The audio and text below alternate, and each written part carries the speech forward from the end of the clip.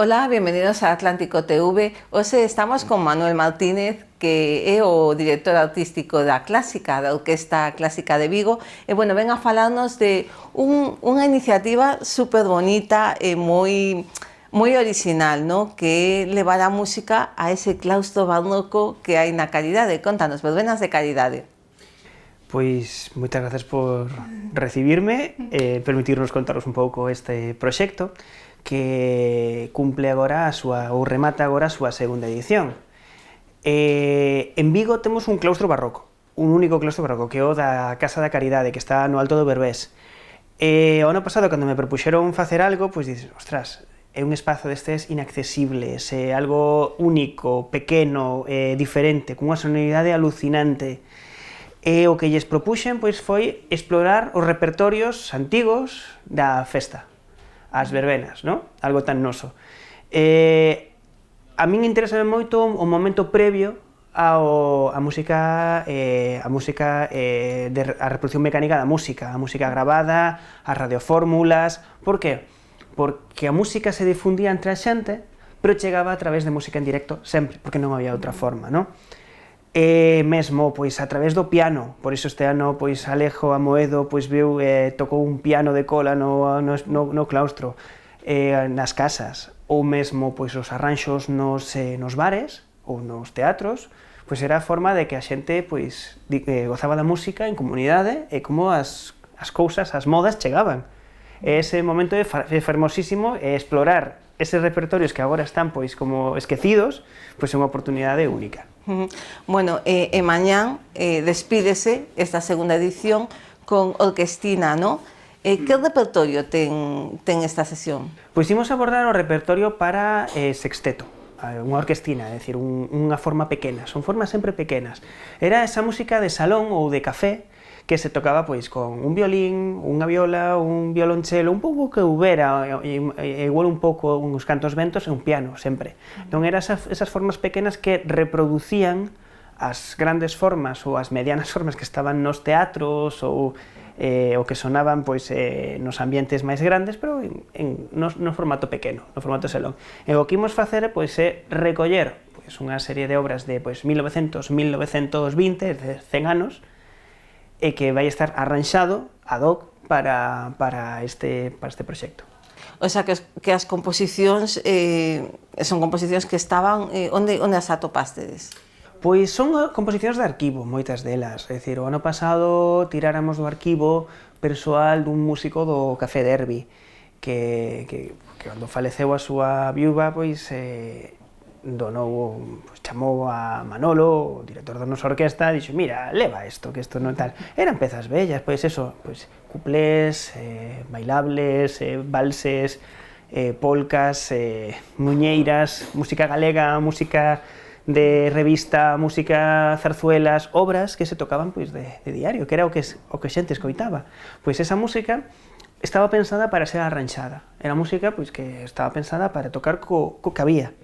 Normalmente había un piano, había un violín, había, pois, a lo mejor había pois, unha viola ou non, un contrabaixo para facer os graves, igual tiñas un viento ou non, pero un pouco esa música que podías adaptar.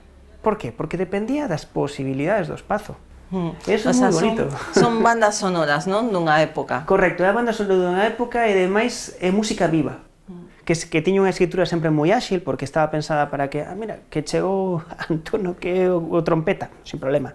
Escribías nun momento todo o que iba a tocar e a xente pois tocaba. O mesmo Soutullo.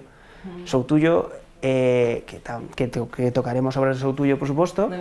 Reveriano Soutullo, sí, por suposto. Marchou a Madrid a copiar. E por que marchou a Madrid a copiar? Porque as obras se interpretaban na noite e el tiña que ter a xilidade como que escribe agora un texto. Pois escribía música a man e xa está, as partes. Esta é unha oportunidade, non, de escoitar esta música en intimidade, porque será un aforo pequeno, e aparte ten un carácter social, non? Benéfico. Sí, eu penso que é un luxo o que imos facer, porque é un formato pequeno, é un espazo moi agradable, no que poderemos pois, escoitar música, poderemos tomar algo, porque hai un ambigú, unha barra de bar para tomar algo durante o concerto, antes durante do concerto, E logo tamén hai un mercadillo benéfico onde podemos mercar pois, desde un moble ata unha camiseta e todo o que se vai a recadar tanto na barra como no mercadillo como nos concertos vai a beneficio do comedor social de La Esperanza que o que está no Berbés. Entón, é moi bonito que podamos recuperar repertorios que lle demos espazo, que lle demos uso dende un punto de vista cultural a un espazo inaccesible á cidade como é o claustro e que ademais pois, con este lecer pois, podamos contribuir á xente que necesita. Bueno, con esta actividade a Orquesta Clásica pecha tempada en Vigo, non? Sí, temos este proxecto que é a segunda edición e que, bueno, xa vemos arrastrando toda a actividade que rematou agora co Día da Música, pero tamén co último concerto que fixemos, o Requiem de Mozart no García Barbón, que temos pois, a tempada anual. Bueno, é unha agrupación que se caracteriza moito por elexir obra moi ligada non ao territorio ou polo menos vinculada de algún xeito. É que eu penso que os repertorios que se elixen teñen que ter un punto de anclaxe coa xente. Ademais, unha formación sinfónica é un gran paraugas no que podes interpretar de todo, dende bandas sonoras ata música sinfónica, romanticismo, barroco, o que ti queiras.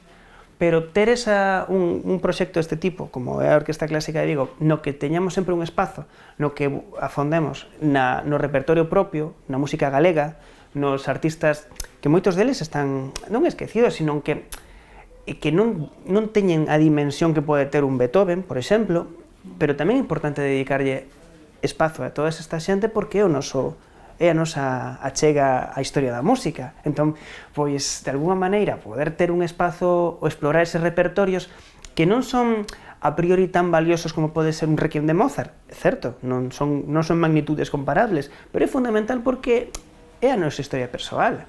Este repertorio, por exemplo, das verbenas, a min gustame moito o que estamos facendo porque é música doméstica.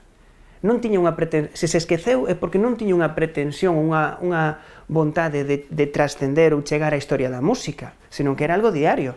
Pero nese punto diario están as nosas vidas. Estiveron as do outros, están as nosas. É dicir, é a música coa que nos coñecemos, coa que saímos de festa, coa que coñecemos as nosas parellas. Esa música é valiosísima, porque é a nosa vida, é un pouco, non sei se poñernos un pedestal a nós, pero un pouco sí, decir, recoñecer que estamos aquí por algo tamén. Entón, por eso ten ese punto tan valioso e tan bonito. Bueno, pues nada, temos esa oportunidade mañán na Casa da Caridade, no convento de San Francisco, de disfrutar coa Orquestina da Clásica.